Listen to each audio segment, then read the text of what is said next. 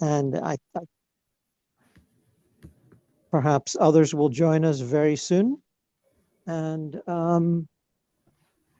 we'll look forward to them joining. So let's, I don't see why we shouldn't just move into a meditative state right now. Let's have everybody mute, please, except Gordon. So, just relax in whatever position that you are in, whether you're seating or lying down, that's all fine. And perhaps close your eyes. We'll be using our spirit eyes, our imagination, not our physical eyes.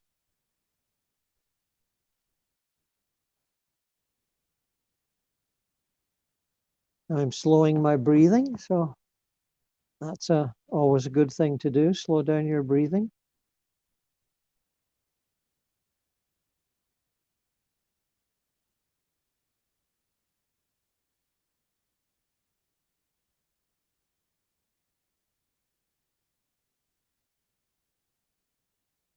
Allow your understanding of where you are at the moment to be cut off from any, regretful memories of yesterday and any, anxious anticipations of tomorrow. Let us be here now in the present moment.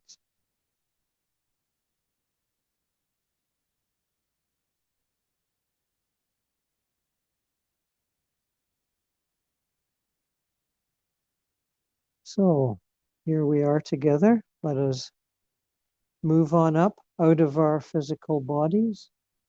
Allow your astral body to rise up from the physical. Let it rise up through the ceiling of the room that you are in. Let it continue to rise up through the roof of the building that you are in, so that you can be hovering above your community, whether your community is houses, apartments, or fields. Rise above that and see it spread out below you. Enjoy the view.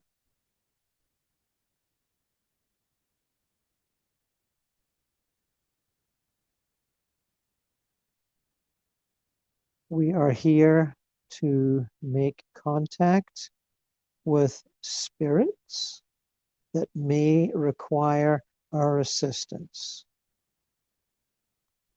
If you find your greeting rather than helping, or maybe a bit of both, that's fine.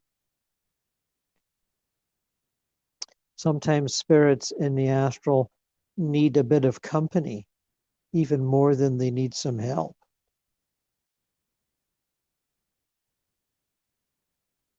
So allow yourself to move to wherever you feel attracted, whatever level you think is interesting or important for you to explore. And perhaps admit your guides into the adventure. The guides do like to be asked. So with that in mind, move forwards or backwards through time and space to a place that you feel attracted to, an epoch that you feel attracted to, society that you feel attracted to. Let it flow, let it happen. And when you have arrived somewhere,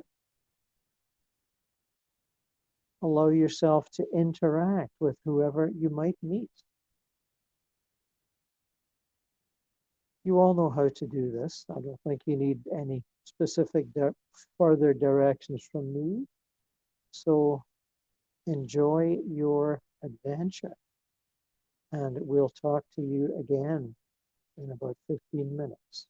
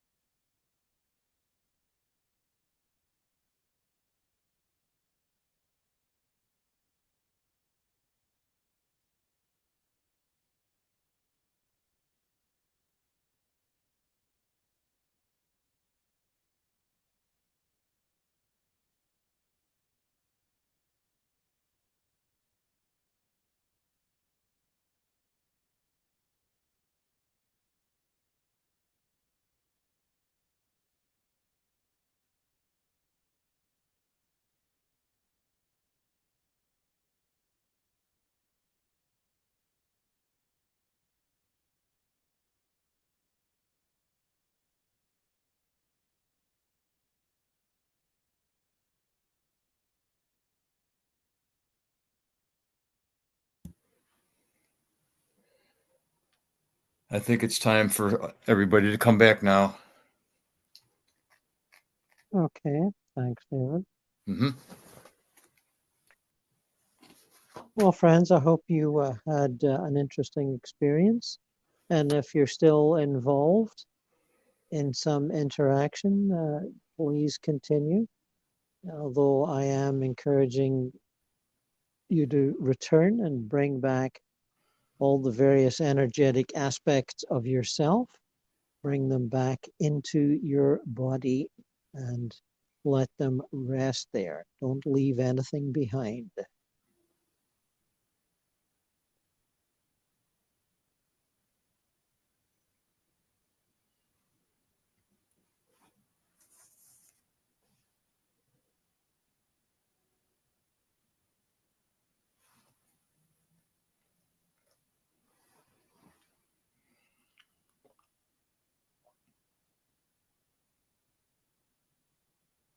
Mm.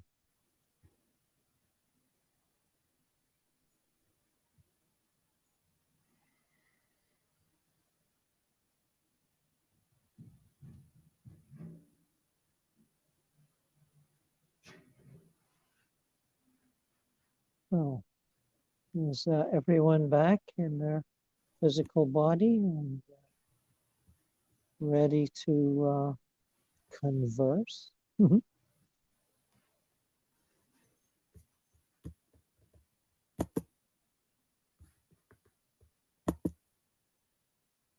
What do you think, David? Adrian, are you there? There he is. Okay, yeah, everybody's back. Okay, great. Anyone care to start off the discussion with an experience?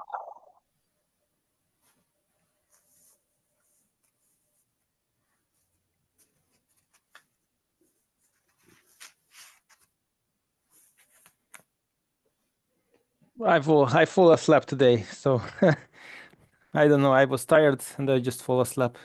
Oh, wow. That's okay. It's happened to me many times. Not on here, but the Friday or the global gathering is where it happens to me. Mm-hmm.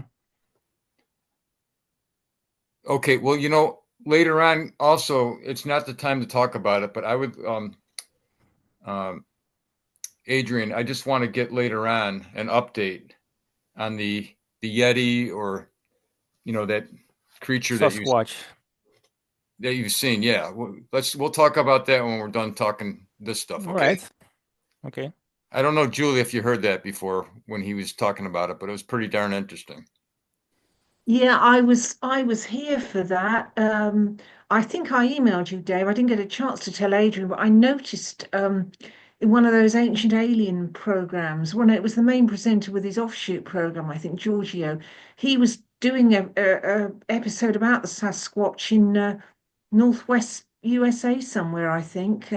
So I made a point of watching it, and I realised I'd seen it before actually, but it's really interesting. Thoroughly enjoyed watching it, and that was because I was encouraged to do so by hearing what Adrian has said. It's fascinating. I'd love to Okay. hear more about that. All right. Yeah, so we'll get back into that. I had one. I can give that. And I wrote it down here. So I go up through the rafters. I go up into the attic where I live. I go up through the roof into the clouds, and then it's all real cloudy and stuff. And then when I get back, and then I focus in, and I end up, I'm going back in time now on this one, and it's like 1950, 52, 53, 55, and I'm on a street, like a main street. It's not that busy, but there's cars there from the era that I just mentioned, parked and driving, and across the street is this old um, dry cleaner, and I've had like holdups before, robberies type things, and this happened just to be another one of these things. And so next thing I know, I'm inside of the dry cleaner, observing from a little bit of a distance, and I see this guy. He looks like he's a teenager, maybe 17 or 18, and the guy has red hair, almost orange hair. Like he looks Irish, with like freckles on his cheeks and stuff. And I get a name. His name's Kevin, and he's there, and he's got a handgun, and he's shaking. He's extremely nervous, and behind the counter is this older man that looks kind of like you, Stanley, but it's not you. About this, he's probably 75 years old to 80, this guy, and he's thin. And all of a sudden, and so it's a holdup. He wants the money. And the man behind the counter grabs his chest and he falls on the floor. And I'm just going to call him Kevin, runs out of there, scared as can be. And then let's see what's next. Oh, I start talking to him. And I say, well, Kevin, he knows he hasn't gone all the way with his crossing. And I said, continue to tell me what happened after that, Kevin. And he never finds out if he really kills the guy or not, but he's very bummed out and depressed that he's done this to the guy and put him through it. He grows up, he gets married, but in the back of his mind, he's got this depression for his whole life. And he calls it, he kind of compares it to a functioning alcoholic, where you can function and be an alcoholic. Well, he's a functioning depressed man. And he gets married. It's a happy marriage. He has a son, but he keeps it to himself. He never tells anybody about it. And so he dies a natural death. And so, but he's when he dies, he's stuck there because he carries with him in the afterlife all this guilt that he had. And then, so I say, well, what did you learn about this? And he said, well, I got some help there. And he called them shrinks, shrinks of the afterlife or whatever. He said, I had some shrinks were helping me. And here's the kicker that I thought was pretty interesting. He said that they told him that the helpers told him that the man, he didn't die. As a matter of fact, he was faking it to get the guy out of the store, and he was fine. And it didn't really hurt him. It didn't really bother him much, the cashier. He went on with his life and he was fine with it. And so Kevin really learned that, well, I didn't kill the guy. But the counselor said, you made a major mistake. But a lot of people make mistakes, and he didn't die, and he wasn't angry with you. And, he made Kevin feel like, okay, I made a mistake. I need to move on in my life. And so he was ready to move on. Finally, it took some counseling for him to get to that point. And then then I had another a vision right after that. And I saw a little boy that was about 4 years old with red hair, freckles. He was really cute. He was all dressed up. He had like really nice shorts on and dress shoes, like black dress shoes and socks and a nice shirt, like he's going to go to church or something. And he was holding hands with this lady that was, like in her 70s, that she was dressed like a lady of the 1940s. And she had a blue dress on that had red and teal flowers on it, little ones. And her hair was up like in a kind of like a bun, like these ladies used to do. They went to the hairdressers and had a perm every week. My grandmother did it. It was his grandmother, and they were holding hands, and she was taking him, and they were getting into a 1940 car, and she was taking them to get Easter clothes or ice cream or something like that. And then that vision ended. And then so I'm sitting there talking to Kevin. Then all of a sudden, this lady pops up that I had just seen, and she's dressed exactly like she looks, and she's standing next to Kevin. Her and Kevin are holding hands. Kevin has gone back to the age of being 19 again, and they hold hands and they walk out into the light. That was it. Wow. That was quite complex. Yeah. But, you know, Gordon, they're not that much different from some of the ones that you have on the Word of Gord, the ones that you're talking. I see. You know, Gordon's has them where they're 20 minutes long on there sometimes that he's talking to him. So, and yours are detailed like that too. Well, yes, that's true. And I'm asked, yakking back and forth to people that either I've sought them out, or as some people come and see me, but I'll get back to that in a minute. But what was I going to say? So this young man Kevin, was convinced that A, the gun went off, and B, the bullet somehow struck the old man behind the counter. Is that right? No, what happened was the bullet never went off. The man grabbed his chest from a heart attack because he was so nervous. Kevin thought he had killed him by a heart attack, and the guy was just faking it ultimately. So Kevin did have a gun, and he Yes. was trying to steal money. Yes, he had a gun. He's doing a robbery. Right. He never completed it because the guy fell on the floor right away, and he ran out of there. Later on, the guides told him that no, you did not kill him. He was faking it. Right. So the guy faked a heart attack. Yes. I see. It was a way of ending it. You know, and nobody reported this to the police. I think they probably did, but he was never found. I mean, no one saw him. He was never convicted or accused. And he went through his life, a so-called regular life, with carrying the guilt. Yes. Thinking that he had killed the guy. Yes, he did. He thought, yes, he did. Yep. I see. Okay. And that he thought that he had caused so much fear with this guy that he just felt horrible about that he had done it. Right. Interesting. That's quite an interesting variation on some of the violent situations where you've done retrievals before. Yeah, I was really surprised to hear that when I finally got told that part. Wow, the guy was alive and he did it on purpose, faking it like that. Yeah, fascinating. Well, thank you. Sure. We haven't heard really anything like that before.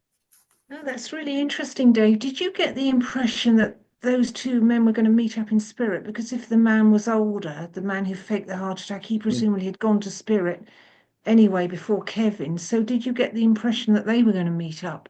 Not really. Perhaps that was a lesson for Kevin somehow. Yeah. Oh, yeah. It could have been. And I'll tell you, sometimes you can go back and ask that, which maybe I might do. If I go into meditation sometime and think about it. Yeah. But as far as my little experience there, I wasn't aware that they met each other. I just wondered if that was some kind of lesson for Kevin, that the challenge that the older man had agreed to do, because they say, don't they, we agree to some of us to give all these challenges to each other before we come into this life. That's really interesting, though, Yeah, Dave. you bet that could be a challenge. And we'll find that out when it's our time to go and we meet some of those people that gave us these challenges. Well, certainly that I've given that a lot of thought with my own current incarnation, David and Julia.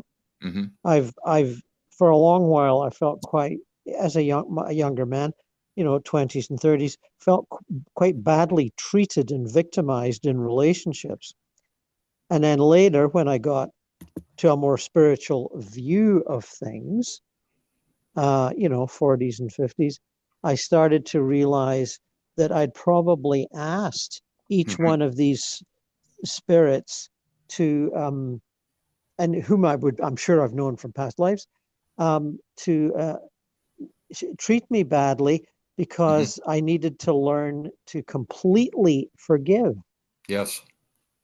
And I understood the concept of forgiveness, and I certainly held by it.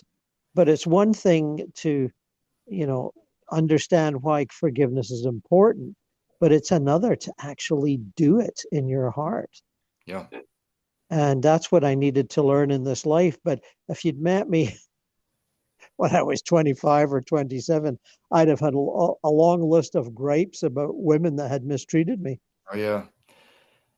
It's funny. I got one of those too that I'm waiting to see if it's true.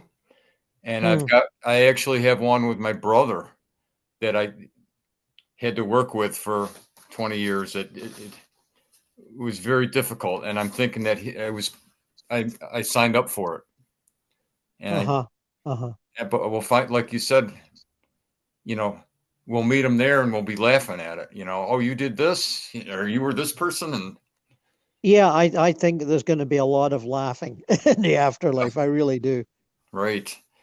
Because we look at things that we took so seriously in this world and then think, oh, it was all just kind of more of a comedy than a tragedy. Yep. I find it interesting that how do they know during the life that they should treat you badly? Like, is it imprinted in them, or is just a soul remembrance, or what makes them act this way?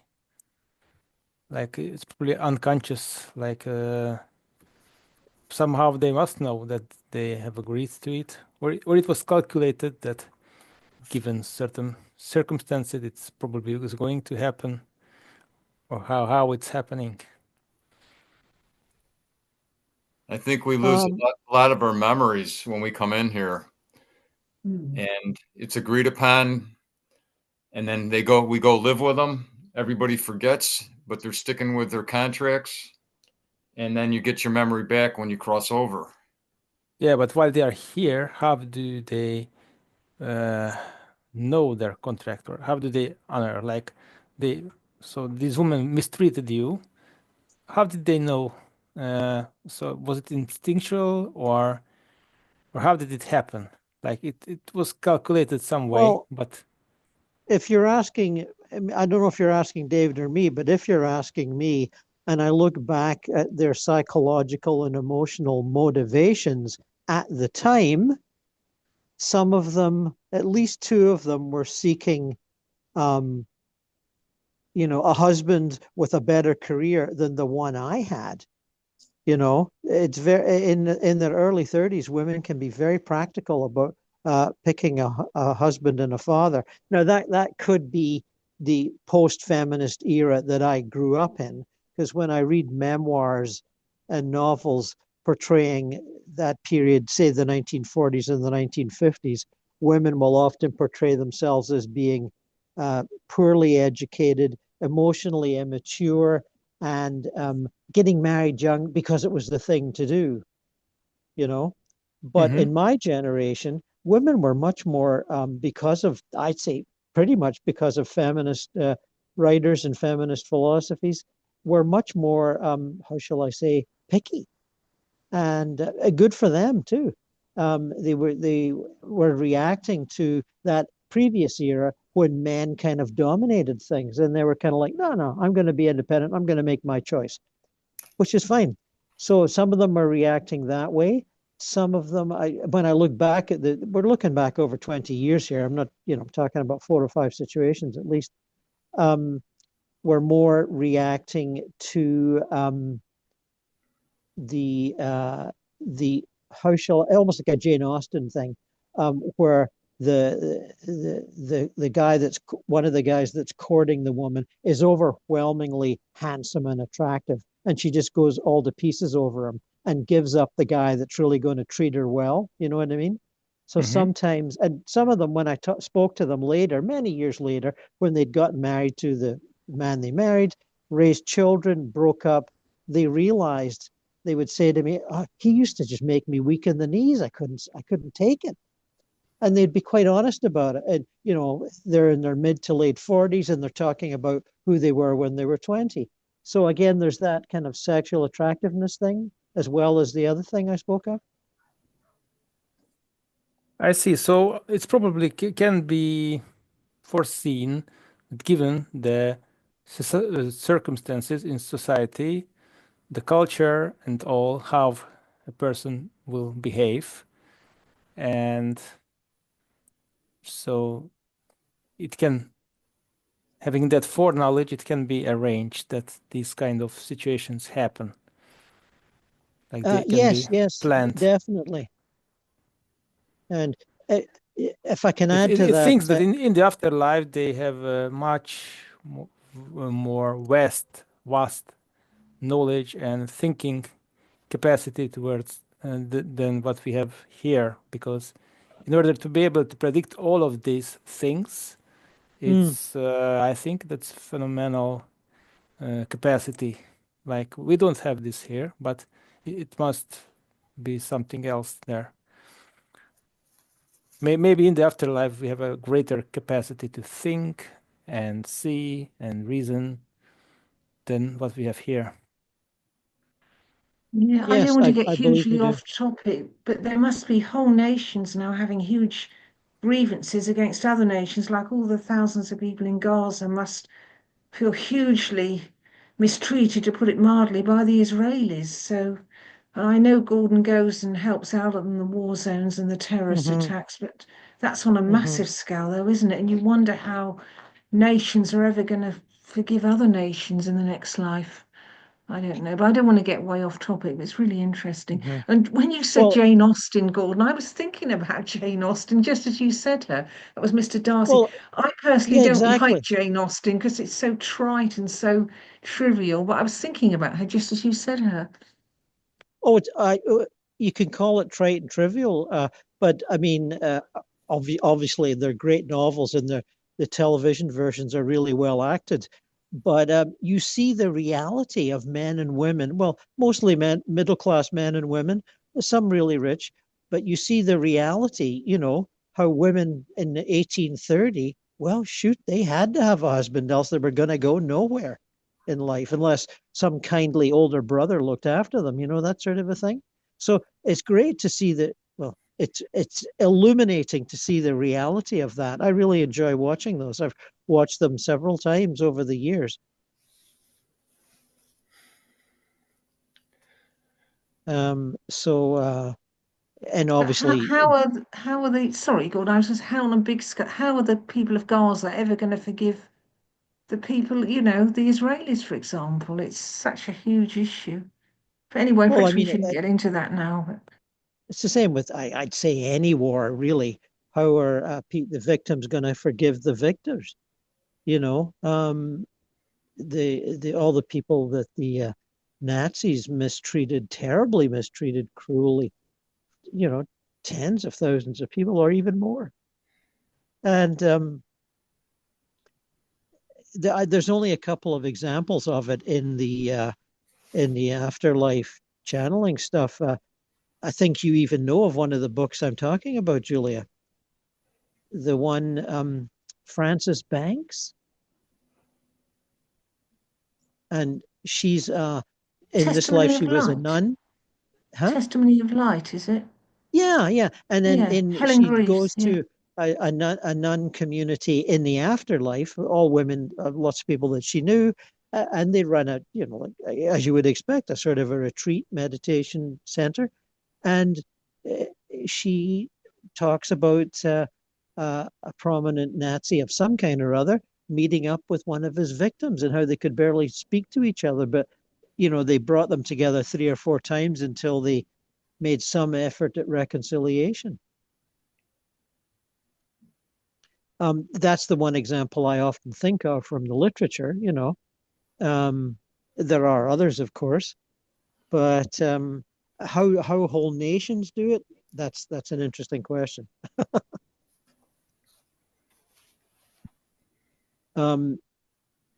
You know, Julia, you're English, I'm Scottish. So we both know how much the English and the Scots and the Irish fought amongst themselves for hundreds of years. I mean, going back quite a ways, right? But still, when I've meditated on that, there's a definite sense of having to forgive the other nation for oppressing you, you know?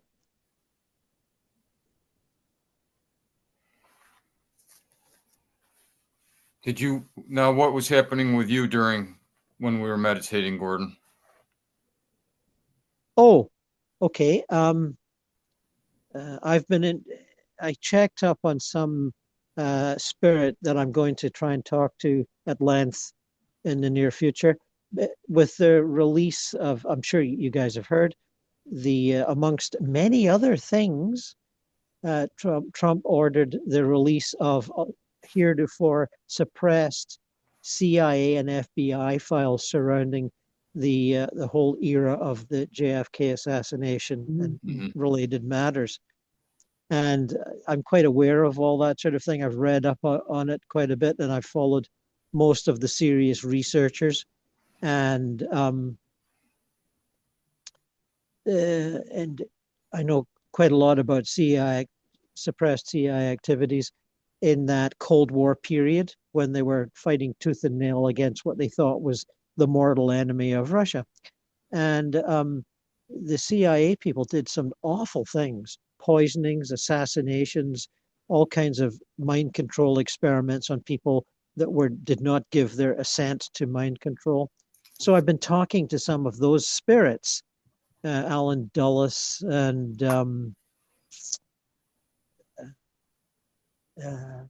what's his name, Sidney Gottlieb, and some others. And it's interesting to see how they justify their actions, or they apologize, or they all have different ways of coping with it. And so I was glad I took a little 5 minutes to check out what another fellow called Jocelyn West, who was deeply involved in drug experimentation with the program called MK Ultra, and deeply involved with all the experimentation with the Manson gang and getting them up to letting them do what they did in order to observe them, which is something that's just come out in the last few years. So I was yakking to him for 5 minutes, and he was like, "Oh, leave me alone. I don't want to talk to you." So I gave up on that. I'll go back later. And then I said to Spirit, "What else have you got for me? Or is there anything else?" And they said, "Gord, there's always something to do." So they took me to a woman who had committed suicide with pills a while ago. I don't mean last night, but a while back. I don't mean 10 years either. I didn't really question the time, but she killed herself with pills in depression and still thought that she was dead. Her spirit was lying on a thought form of the place where she committed suicide, probably her home or her apartment, and it was still lying there. And she was in a sort of an astral plane coma. And I realized I was supposed to try and kind of bring her to consciousness and wake her up. And I tried and I tried and I couldn't really do it. She wouldn't budge. She was convinced she was dead and she wanted to stay dead. So I spent a few minutes with her, and I thought, well, I'm not going to get anywhere with that one. And then I popped in to see you for a little while, Julia, to see how you were doing, give you a little energetic assistance to help with whatever. I didn't really see what you were doing, but I gave you some energetic assistance for a while.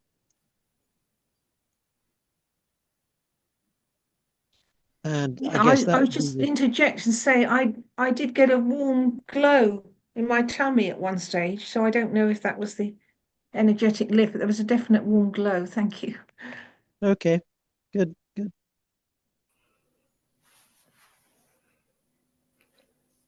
Well, I also tried when I started. I didn't see much, or I didn't have clear images, but I got the sense that someone is there. So I just talked to him.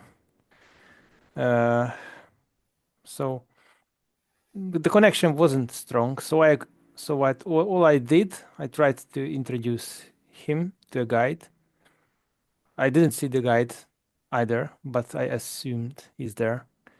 Mm-hmm. And I usually ask them to step from behind me, and I try to ask the spirit to see and if they can see them. So the connection is made. And I hoped that the connection is made. And then I fall asleep. Oh, I see. You did say about falling asleep before. Okay, well, at least you got something accomplished. Good for you. Well, yeah, I'm not sure, but I got the sense that someone was there, and I hope that me talking to him was enough so Yes. that he noticed the guide. Well, I found over the years there's often quite a kind of a separation between what we're actually doing, interacting with spirits, and our perception of it. Our perception of it can be sort of vague and unfocused, like you experienced, but that doesn't always mean that you weren't actually doing what you thought you were doing. There's two things going on. You're projected, you're interacting with a spirit or spirits, and then here's you meditating, trying to track that particular situation.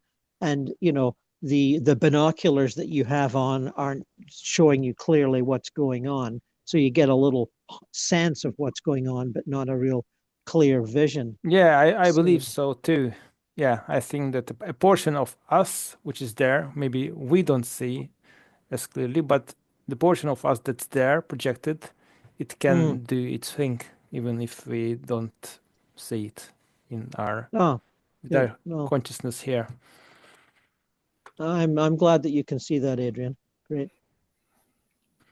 Yeah, I know that because I did these sleep experiments where I could do this without remembering it. I entered someone's dream, so I made a task. So this night I'm going to enter this person's dream, and then later she told me that I entered her dream. So I got confirmation back without telling her. I just told that I did this practice as an experiment, and she was shocked that it worked. And also, it happened other ways too. I even got a sense that if I am active during the night, then when I wake up, I sometimes I get this hangover. Like it's the same as if I astral projected consciously, and sometimes I remember it.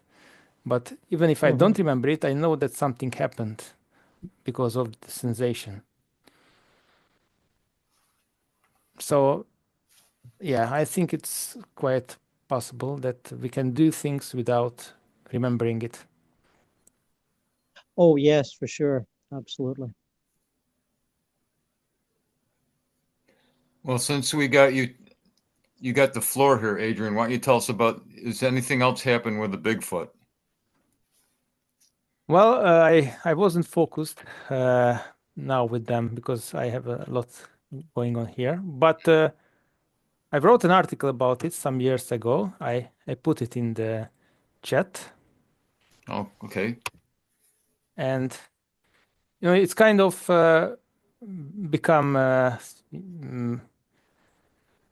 an everyday occurrence. Like they are here all the time. They build these structures. In the article, there are some of these structures. And what I learned about Sasquatch, what I find interesting is that they are not rare.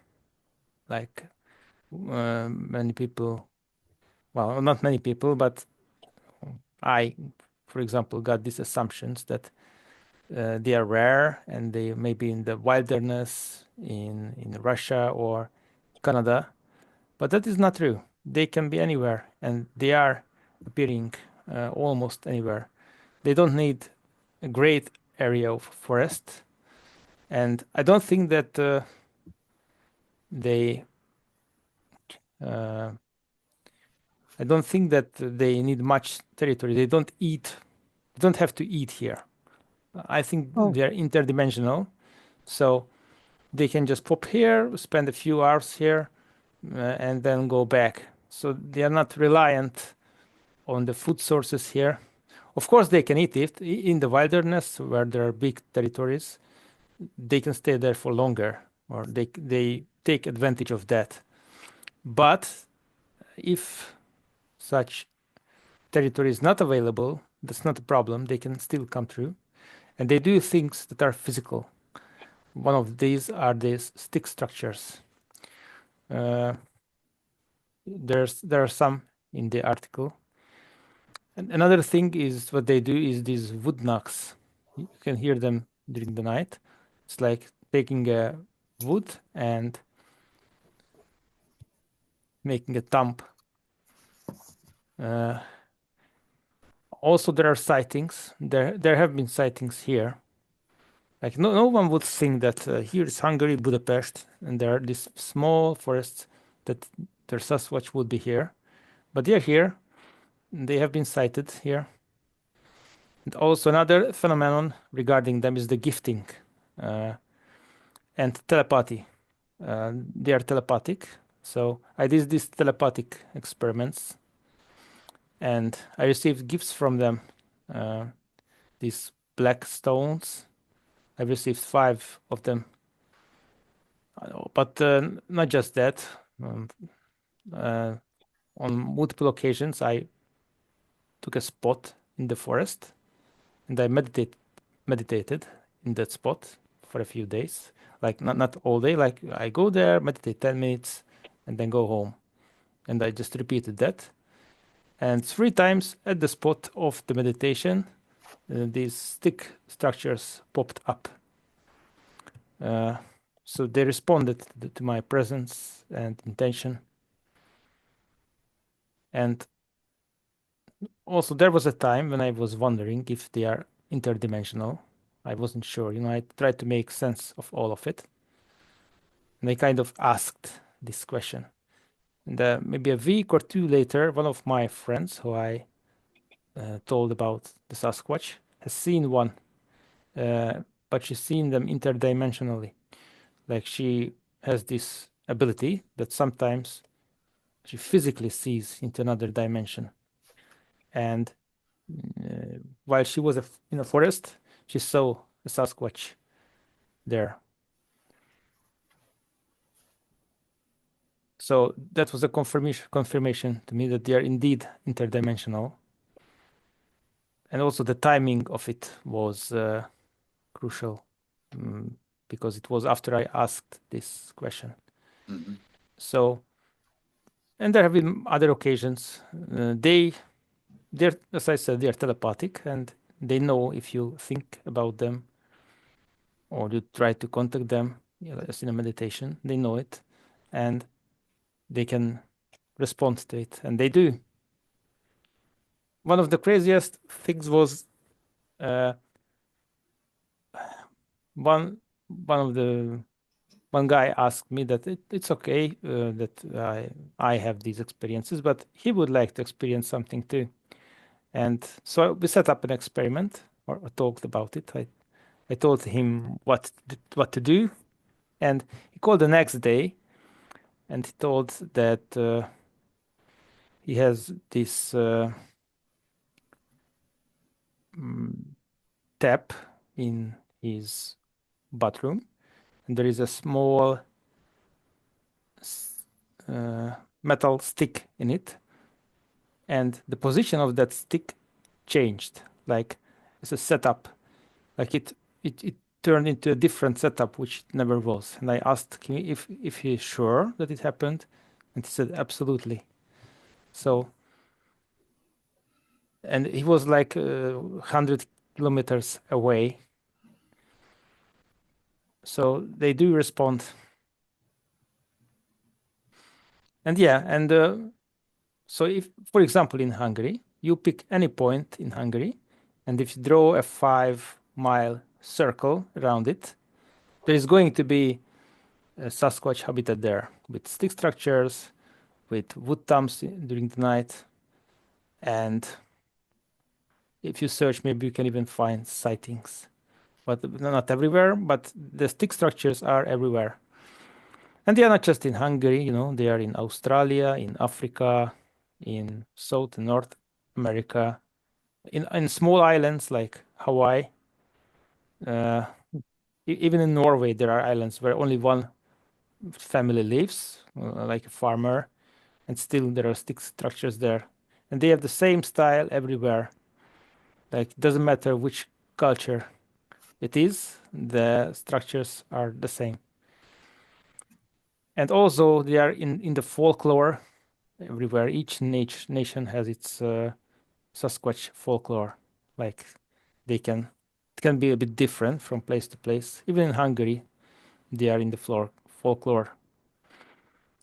So they have been cited for thousands of years, and it's not new. We just have this culture which denies this possibility.